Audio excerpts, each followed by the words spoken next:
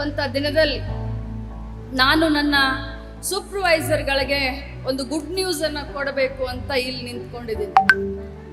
ಮೊನ್ನೆ ರಿವ್ಯೂ ಮೀಟಿಂಗ್ನಲ್ಲಿ ಬಹಳಷ್ಟು ಸೂಪರ್ವೈಸರ್ಗಳು ನನಗೆ ಹೇಳಿದರು, ಇನ್ನೂ ನಮ್ಮ ಪ್ರಮೋಷನ್ ನಮಗೆ ಮಾಡಬೇಕು, ಇನ್ನೂ 30-40 ಪ್ರಮೋಷನ್ಗಳನ್ನ ಮಾಡುವಂಥ ಅವಕಾಶ ಇದೆ ಮೇಡಮ್ ಅಂತ ನನಗೆ ಹೇಳಿದ್ದೀರಾ.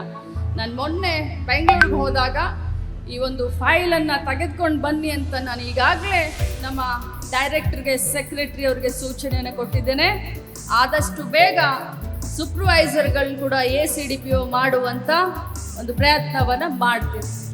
ಅದರ ಜೊತೆಯಲ್ಲಿ ಒನ್ ಟೈಮ್ ಪ್ರಮೋಷನ್, ಅದು ಅಂಗನವಾಡಿ ಕಾರ್ಯಕರ್ತರಿರ್ಬೋದು, ಬೇರೆ ಬೇರೆ ಹಂತದಲ್ಲಿ ಕೆಲಸ ಮಾಡುವಂಥವ್ರು ಇರ್ಬೋದು, ಒನ್ ಟೈಮ್ ಪ್ರಮೋಷನ್ ಅವರನ್ನು ಸೂಪರ್ವೈಸರನ್ನಾಗಿ ಮಾಡುವಂಥ ಫೈಲನ್ನು ಕೂಡ ರೆಡಿ ಮಾಡಿದ್ದೀನಿ.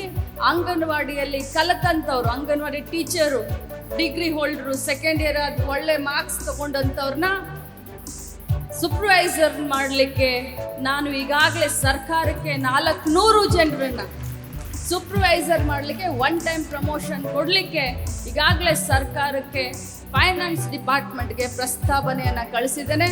ಮುಂಬರುವಂಥ ದಿನದಲ್ಲಿ ಅದನ್ನು ಕೂಡ ಮಾಡಿ ನಿಮ್ಮ ಸೇವೆಗೆ ಒಂದು ಗೌರವವನ್ನು ಕೊಡುವಂಥ ಕೆಲಸವನ್ನು ಮಾಡಲಿಕ್ಕೆ ನಾನು ತಯಾರಿ ಮಾಡ್ತಾ ಇದ್ದೀನಿ ಅಂತ ಹೇಳ್ತಾ, ಇವತ್ತು ನನಗೆ ಅಲ್ಲಿಂದ ಸ್ವಾಗತ ಮಾಡಿದಂಥ ಪರಿ ನೋಡಿದ್ರೆ ಬಹಳಷ್ಟು ಸದೃಢವಾಗಿದ್ದೀವಿ, ನನ್ನ ಇಲಾಖೆ ಬಹಳಷ್ಟು ಶಕ್ತಿಯಿಂದ ನಿಂತ್ಕೊಳ್ತಾ ಇದೆ ಅಂತ ಭಾಸ ಆಗ್ತಾ ಇದೆ.